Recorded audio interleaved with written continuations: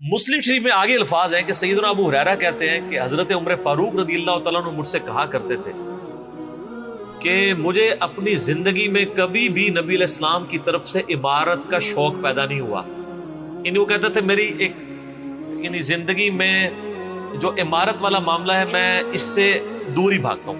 آپ کو پتہ ہے نا حضرت ابوبکر کا بھی جب یہ مشورہ شروع کیا تو حضرت عمر نے سب سے پہلے کہا کہ جی مجھے تو ہم معافی رکھیں, باقیوں میں سے کوئی مشورہ کر لے, میں جو بھی مسلمان راضی ہو جائیں گے.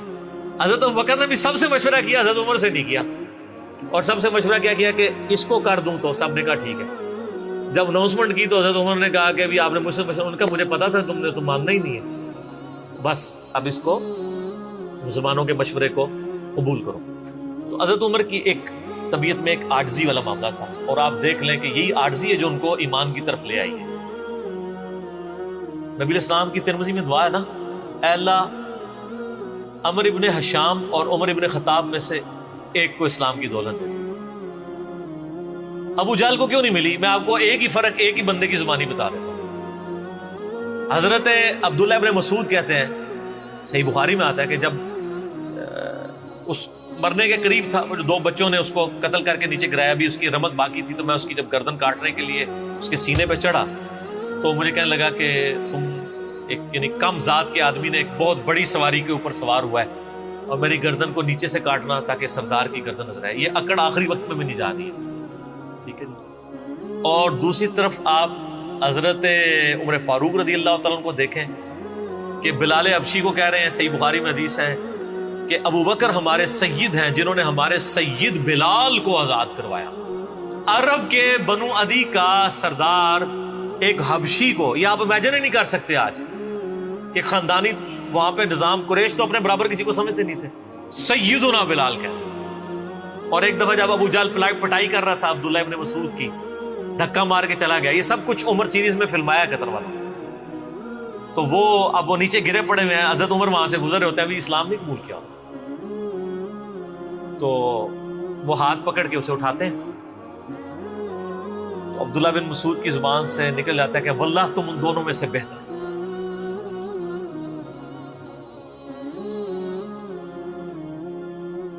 تو یعنی جو نبی علیہ السلام نے دو مانگے ہیں نا, ان میں سے تم بہتر, یعنی عاجزی ہے. یعنی ہے کافروں کی پارٹی میں اور میرے ساتھ بھی اس میں سلوک کر رہے ہیں, اور وہی ہوا, اللہ تعالیٰ نے ان کو قبول کر لیا. تو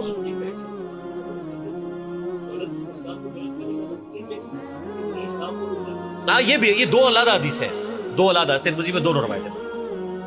اچھا اب آپ دیکھیں کہ سیدنا عمر فاروق رضی اللہ تعالیٰ عنہ کہتے ہیں, حضرت ابو ہریرہ کہتے ہیں مسلم شریف کی اس حدیث میں کہ حضرت عمر مجھے کہا کرتے تھے مجھے پوری زندگی کبھی عمارت کا شوق نہیں ہوا سوائے اس دن کے کہ جس دن علی کو جھنڈا ملا. مجھے بھی خواہش تھی کہ کاش نبی علیہ السلام مجھے وہ جھنڈا دے. یہ حضرت علی کے لیے بہت بڑی فضیلت ہے اس حوالے سے کہ سیدنا عمر ان پر رشک کرتے تھے. باقی ایک سنن کبریٰ البیہقی میں من گھڑت روایت ہے کہ حضرت عمر کہا کرتے تھے, وہ جو ایک بڑی مشہور بیان کر رہے ہوتے ہیں کہ جی وہ ستاروں کے برابر کس کی نیکی ہیں. حضرت عائشہ نے پوچھا ان کا بھی تیرے باپ کی ہیں, تو حضرت عمر کی ہیں, تو پوچھا کہ میرے باپ کی, ان کا بھی, ان کی تو ایک نیکی جو ہے وہ غار ثور کی سب پہ بھاری ہے. اس حدیث کو شیخ البانی نے, شیخ زبیل زئی صاحب نے, دونوں نے لکھا ہے یہ موضوع حدیث ہے, وضع کی گئی حدیث ہے, لیکن یہ ہمارے مسلمانوں کے بچے کو یاد ہے. جعلی حدیث ہے, ضعیف نہیں سر, گھڑی ہوئی حدیث ہے. اور جو مسلم شریف کی حدیث تھی وہ ہم نے آگے ایکسپلور کیا کہ حضرت عمر کہتے تھے مجھے علی پر رشک کہ مجھے وہ جھنڈا نہیں ملا اور علی کو ملا. دوسری طرف سیدنا علی بھی سیدنا عمر سے بڑی محبت کرتے ہیں. ہاں, بخاری اور مسلم دونوں میں حدیث ہے, مشکات میں بھی آپ کو مل جائے گی, تیسری جلد میں حضرت ابو بکر عمر کے فضائل کے چیپٹر میں. عبداللہ ابن عباس کہتے ہیں کہ سیدنا عمر کی میت رکھی ہوئی تھی اور لوگ ان کی میت پہ رو رہے تھے اور اپنے اپنے انداز میں ان کے اوپر سلام پیش کر رہے تھے کہ آپ کی وجہ سے اللہ نے اسلام کو اتنا عروج دیا, رومن اور پرشین امپائر گر گئی, یرموک اور قادسیہ میں اللہ نے مسلمانوں کو فتوحات دی. اور کہتے ہیں اتنے میں ایک شخص میرے پیچھے آگے کھڑا ہوا, کیونکہ میں بھی میت کے سامنے بیٹھا ہوا تھا, اس نے میرے کندھے کے اوپر آ کے یوں کونی رکھ لی اور اس نے سیدنا عمر کی میت کو مخاطب کر کے کہا کہ اللہ تجھ پہ رحم کرے اے عمر ابن خطاب، میں نے اللہ کے محبوب صلی اللہ علیہ وآلہ وسلم سے بارہا سنا تھا کہ میں ابو بکر اور عمر فلاں جگہ گئے، میں ابو بکر اور عمر داخل ہوئے، میں ابو بکر اور عمر نکلے، مجھے امید تھی کہ تم اپنے ان دو ساتھیوں کے ساتھ جا کے ملو گے۔ کون سے دو ساتھی؟ سیدنا ابو بکر اور سیدنا محمد رسول اللہ صلی اللہ علیہ وآلہ وسلم۔ اور اللہ کی قسم اس روئے ارض پہ تم وہ شخص تھے کہ مجھے خواہش ہے کہ میں تمہارے اعمال کے ساتھ اللہ کے حضور پیش ہوں۔ ظاہر ہے اتنا بڑا عروج سر، انسانی تاریخ کا سب سے بڑا ریولوشن نبی علیہ السلام کا، اس کی ایپیکس سیدنا عمر کے دور میں ہوئی ہے، اور یہ اللہ کا معجزہ ہے۔ نبی علیہ السلام کی مبارک زندگی میں انقلاب آتا نا تو اس طرح کے تو بہت لیڈر پہلے بھی آئے تھے جنہوں نے اپنی زندگیوں میں انقلاب لے کے آئے تھے۔ یہ معجزہ یہ تھا کہ وہ شخص دنیا سے چلا گیا، ہزاروں اس کے ماننے والے مرتد ہو گئے عرب قبائل، اور چند مخلص ساتھی ساتھ ہیں، اس کے باوجود اللہ نے رومن اور پرشین امپائر الٹوا دیے۔ کتنا بڑا معجزہ ہے۔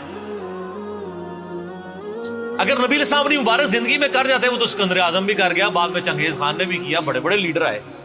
یہ ڈفرنس، ایک یہ ڈفرنس، اور دوسرا ڈفرنس یہ کہ نبی علیہ السلام نے اپنی وفات کے بعد 10 سال بعد، 20 سال بعد، 30 سال بعد، 50 سال بعد، ایون 500 1000 سال بعد ہونے والے واقعات کو بھی بیان فرما دیا کہ یہ ہوگا۔ آج تو ہم تاریخ میں دیکھ سکتے ہیں کہ وہ سب کچھ ہوا ہے۔ اگر آپ کو شوق ہو تو دلائل النبوہ امام بیہقی کی کتاب ہے، 3500 حدیث پہ، 5ویں صدی ہجری میں لکھی گئی ہے۔ اس میں 500 سال میں جو نبی علیہ السلام کی پروفیسیز پوری ہوئی ہیں نا، من و عن اسی طریقے سے موجود ہے۔ بخاری مسلم میں جو حدیثیں ہیں تاتاریوں سے جنگوں والی، وہ اس وقت تک نہیں ہوئی تھی، حدیثیں تو پہلے سے موجود تھی۔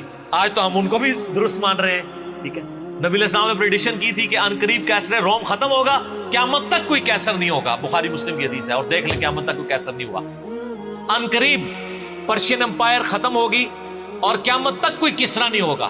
آج دیکھ لیں 1400 سال ہو گئے ہیں سر۔ یہ اسی طریقے سے ہے کہ میں کہوں کہ ان قریب امریکہ اور رشیا ختم ہو جائیں گے ود ان فیو ایئرس، اور قیامت تک کبھی ان کو پاورز نہیں ملیں گی جو کہ ابھی پاور ہیں اور جن کی صدیوں سے چل رہی ہیں، اور وہ پھر پاور بھی ان لوگوں کے ہاتھوں ہوئی ہے کہ جن کے پاس اسلحہ بھی نہیں تھا ان کے ساتھ لڑنے کے لیے، مین پاور بھی نہیں تھی ان کے لیول کی، الٹوا دی اللہ تعالیٰ نے۔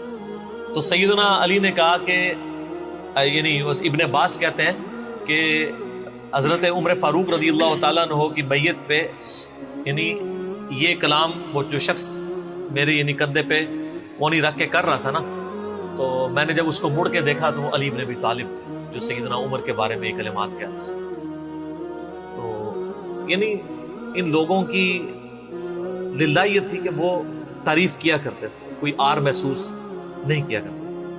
اور آپ دیکھیں سیدنا عمر کی بھی کتنی محبت تھی سیدنا علی سے کہ جب کبھی بھی فارن ٹور پہ جاتے تھے اپنی جگہ حضرت علی کو خلیفہ بنا کے جاتے تھے، کیونکہ نبی علیہ السلام جب تبوک پہ گئے تھے تو سیدنا علی کو چھوڑ کے گئے تھے۔ بخاری مسلم میں آتا ہے حضرت علی رو پڑے، پہلا اور آخری موقع تھا کہ جنگ میں نہیں گئے، تو فرمایا تم اس پہ راضی نہیں ہو، تمہاری میرے ساتھ وہی نسبت ہے جو ہارون کی موسیٰ کے ساتھ، مگر میرے بعد کوئی نبی نہیں۔ تو حضرت عمر اس سنت پہ عمل کرتے تھے۔ جب بھی وہ جاتے تھے، جب بیت المقدس فتح ہوا، چابیوں کے لیے انہوں نے بلایا، سیدنا علی کو اپنی جگہ چھوڑ کے گئے، اس سنت پہ عمل کیا کرتے۔ اور یہ بات شیعہ کے ہاں بھی ملتی ہے۔ میری ایک شیعہ عالم کے ساتھ ایک دفعہ بحث ہوئی، 2011-12 کی بات ہے، تو مجھے کہنے لگے کہ حضرت عمر جو ہے نا حضرت علی کو خلیفہ بنانے میں مخلص نہیں تھے، اسی لیے انہوں نے 6 رکنی کمیٹی بنائی، ان کو چاہیے تھا ڈائریکٹ حضرت عمر حضرت علی کو نامزد کرتے۔ تو میں نے کہا اس کے پیچھے ریزن کیا ہے، وہ تو حضرت عمر نے خود بتائی ہے، بخاری مسلم دونوں میں حدیث ہے۔ ابن عمر کہتے ہیں جب حضرت عمر کو زخم لگا اور اب ہمیں یقین ہو گیا کہ وہ جانور نہیں ہوں گے، کھاتے تھے تو انتڑیاں کٹ چکی تھی، یہیں سے وہ سب کچھ نکل جاتا تھا، تو ہم نے عرض کیا کہ اپنا خلیفہ کسی کو نامزد کر دیں۔ تو انہوں نے کہا اگر میں اپنا خلیفہ کسی کو نامزد کرتا ہوں تو میں اس کی سنت پہ عمل کرتا ہوں جو مجھ سے بہتر ہے، ابو بکر، اور اگر میں نہیں کرتا تو میں اس کی سنت پہ عمل کروں گا جو ان سے بھی بہتر ہے، یعنی رسول اللہ صلی اللہ علیہ وسلم۔ ابن عمر کہتے ہیں جب میں نے حضرت عمر کی یہ بات سنی نا تو مجھے سمجھ آ گئی کہ اب حضرت عمر کسی کو نہیں بنائیں گے، کیونکہ وہ ہمیشہ ہر معاملے میں نبی علیہ السلام کی سنت کو پرائورٹی دیتے تھے. اور وہی ہوا کہ انہوں نے کہا کہ میں 6 رکنی کمیٹی بنا رہا ہوں. بخاری کے اور مسلم کے الفاظ ہیں کہ میں اپنے بعد اس امر خلافت میں ان 6 بندوں سے زیادہ کسی کو اہل نہیں سمجھتا جن سے رسول اللہ صلی اللہ علیہ وآلہ وسلم اپنی وفات تک راضی رہے. اور فرمایا علی، عثمان، طلحہ، زبیر، عبد الرحمن بن عوف، سعد بن ابی وقاص. اچھا یہ کون ہے؟ عشرہ مبشرہ ہیں. عشرہ مبشرہ میں سے یہ 6 بندے باقی تھے اور ایک 7واں بھی تھا. اس کا نام اس نے لیا کہ ان کا بہنوئی تھا، سعید ابن زید. وہ تو معاویہ کے دور میں جا کے فوت ہوئے ہیں نا. سعید ابن زید تو بہت بعد میں فوت ہوئے.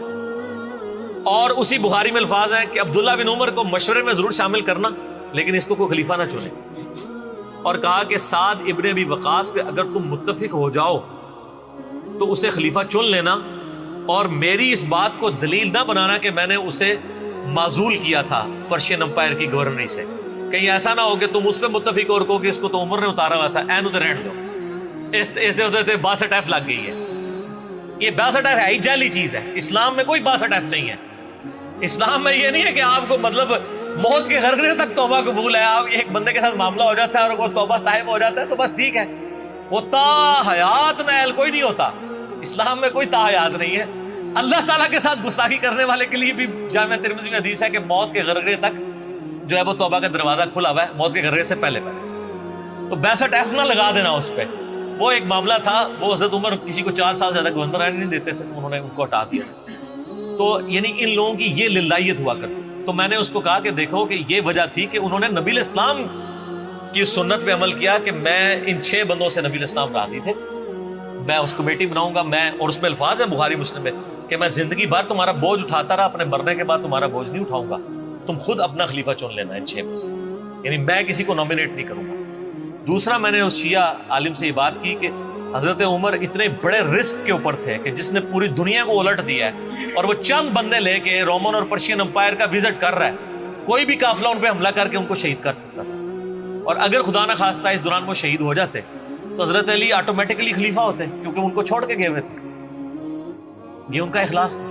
پھر سیدنا عمر نے حضرت علی کو چیف جسٹس لگایا ہوا تھا حجاز کا. چیف جسٹس آج کل نہیں سنبھالا جا رہا، اور اس زمانے میں جب اسلام کا دور دورہ ہو، عدل کا نظام ہو، اور تینوں جو زہد کے امام تھے نا حضرت عمر نے ان کو چیف جسٹس لگایا تھا. رومن امپائر گری، اصحاب صفہ میں سے ابو درداء کو لگایا، سب سے غریب ترین صحابی. یہ ان کا کرائٹیریا تھا. ابو سفیان، بڑے بڑے لوگ جو اینڈ پہ مسلمان ہوئے، یہ لائنیں بنا کے کھڑے رہتے تھے. حضرت عمر ان کو نہیں ملتے تھے جب تک باقیوں سے فارغ نہ ہو جائے. وہ کہتے تھے ہم سردار. ان کا نہیں، تم اسلام میں بعد میں آئے ہو.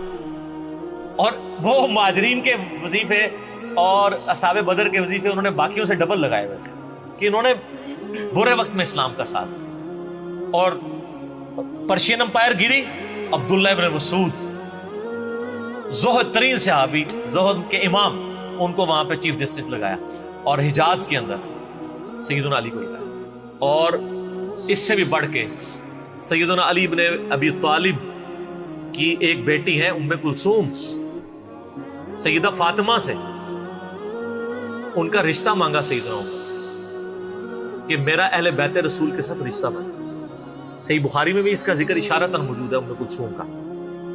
شیعہ اور سنی دونوں کے ہاں ان کی کتابیں تو مانتی ہیں، بابے نہ مانے تو علیحدہ بات ہے. کتابوں میں موجود ہے کہ سیدنا عمر فاروق کی بیوی تھی ام کلثوم، اور سلام اللہ علیہا. اس کی وجہ سے یعنی انہوں نے ایک فخر محسوس کیا کہ میرا اہل بیت کے ساتھ ایک رشتہ داری والا معاملہ ہو جائے.